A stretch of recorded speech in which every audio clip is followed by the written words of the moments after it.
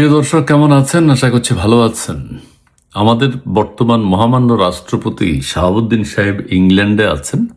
কেন তিনি ইংল্যান্ডে? আমরা সাধারণ মানুষরা যাব কোথায়?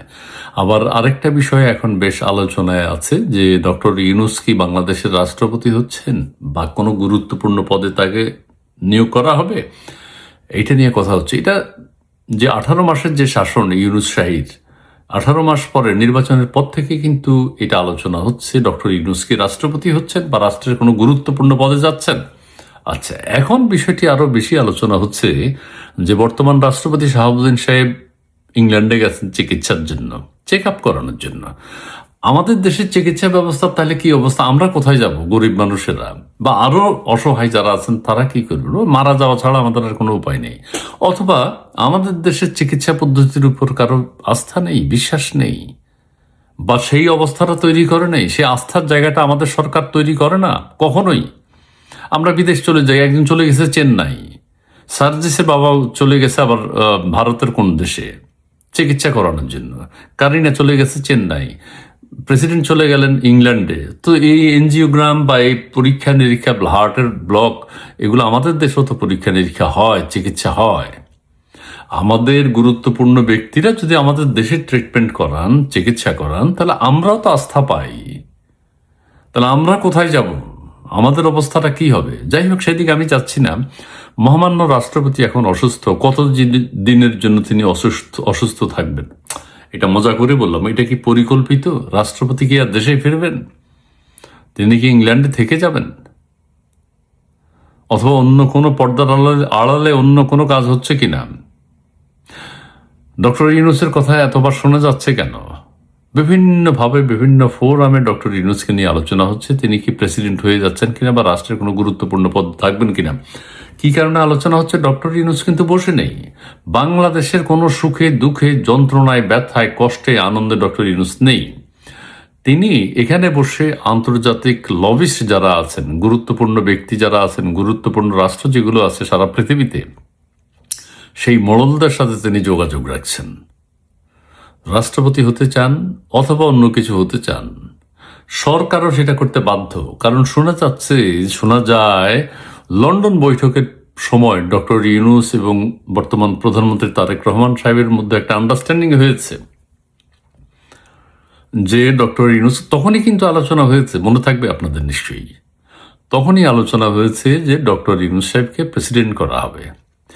একটা জিনিস খেয়াল করবেন, বিএনপি এত বড় একটা রাজনৈতিক দল, তারা তাদের কাউকে রাষ্ট্রপতি করে নাই। এই রাষ্ট্রপতির সাথে তারা সুসম্পর্ক বজায় রেখেছেন। এটা দুই রকম।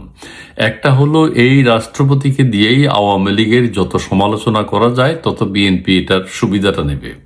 এই রাষ্ট্রপতিকে দিয়েই অনেক সমালোচনা আওয়ামী লীগের বিরুদ্ধে করানো হয়েছে, আগামীতেও করবে। এটা হলো এক।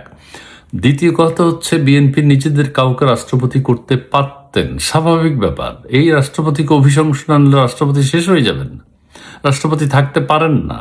কিন্তু তারা এই রাষ্ট্রপতির সাথে কেন মিলেমিশে আছে? অনেকে ধারণা করছেন যে এই রাষ্ট্রপতিকে যেই কোনো সময় তারা অভিশংসন করতে পারেন অথবা রাষ্ট্রপতিকে পদত্যাগ করাতে পারেন, পদত্যাগ করিয়ে ডক্টর ইউনূসকে রাষ্ট্রপতি বানাবেন। সে কারণে বিএনপি নিজেদের কাউকে রাষ্ট্রপতি বানাচ্ছে না, এটাও কিন্তু আছে। এখন দেখা যাক আগামী দিনগুলোতে আমাদের ডক্টর ইউনূস সাহেব এই যে রাষ্ট্রপতির পদ, এখন রাষ্ট্রপতি এখন দেশের বাইরে চিকিৎসা করতে গেছেন, এই সময়ে অন্য কোনো ষড়যন্ত্র বা চক্রান্ত হয় কিনা সেটি যেমন গুরুত্বপূর্ণ। আমি রাষ্ট্রপতির বর্তমান অবস্থা নিয়ে একটু আপনাদেরকে জানাতে হয়। কেন তিনি হঠাৎ এখানে গিয়েই ওনার রিং পরাতে হবে? বাংলাদেশে কোনো চিকিৎসক ওনাকে দেখেননি। বাংলাদেশ সেনাবাহিনীর মধ্য থেকে ওনার চিকিৎসক আছেন। ওনার যে হার্টের ব্লক ধরা পড়েছে, উনি চেক আপ করতে পারেননি তাকে। বাংলাদেশের কোথাও ওনাকে চেক আপ করানো যায়নি। বাংলাদেশের কেউ বলতে পারেনি। লন্ডন যাওয়ার পরে হার্টে ব্লক ধরা পড়েছে, রিং পরাতে হবে। যুক্তরাজ্যে নিয়মিত স্বাস্থ্য পরীক্ষার জন্য যুক্তরাজ্যে যেতে হয়। উফ, বাবা রে বাবা! নিয়মিত স্বাস্থ্য পরীক্ষা করার জন্য যুক্তরাজ্যে রাষ্ট্রপতি শাহাবুদ্দিনের হৃদযন্ত্রে ধমনীতে গুরুত্বপূর্ণ ব্লক ধরা পড়েছে। এরপর জরুরি ভিত্তিতে তার একটি স্থাপন করা হয়, রিং পরানো হয়। অস্ত্রোপচার সফল হয়েছে। বর্তমানে তার শারীরিক অবস্থা স্থিতিশীল এবং সন্তোষজনক বলে জানানো হয়েছে। ঠিক আছে। যুক্তরাজ্যে অবস্থানরত রাষ্ট্রপতির ব্যক্তিগত চিকিৎসক কর্নেল ডাক্তার এ কে এম ফয়জুল হক বা ফজলুল হক সম্ভবত বরাতে দিয়ে প্রেস উইং জানায় মঙ্গলবার দুপুরে ক্যামব্রিজের রয়্যাল ইংল্যান্ডের হাসপাতালটির নাম এখানে ঠিকমতো আসেনি, একটু ঝামেলা মনে হচ্ছে লেখাগুলোর মধ্যে। কার্ডিওলজিস্ট ডাক্তার স্টিফেন হোলির তত্ত্বাবধানে রাষ্ট্রপতির এনজিওগ্রাম সম্পন্ন হয়।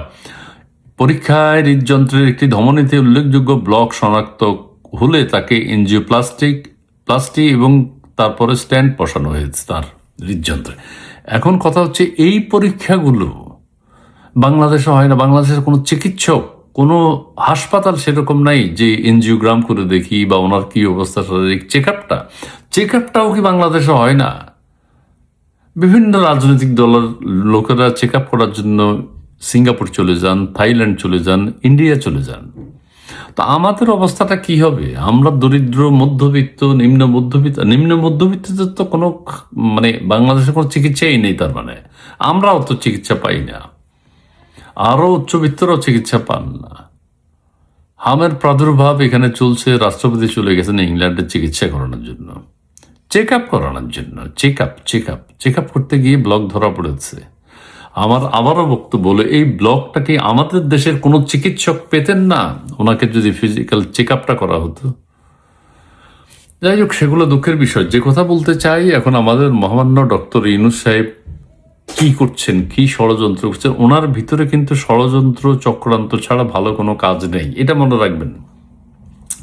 এটার সবার একটা বদ্ধমূল ধারণা, ডক্টর ইউনূস সাহেব একজন চক্রান্তকারী, লোভী এবং প্রতারক টাইপের মানুষ।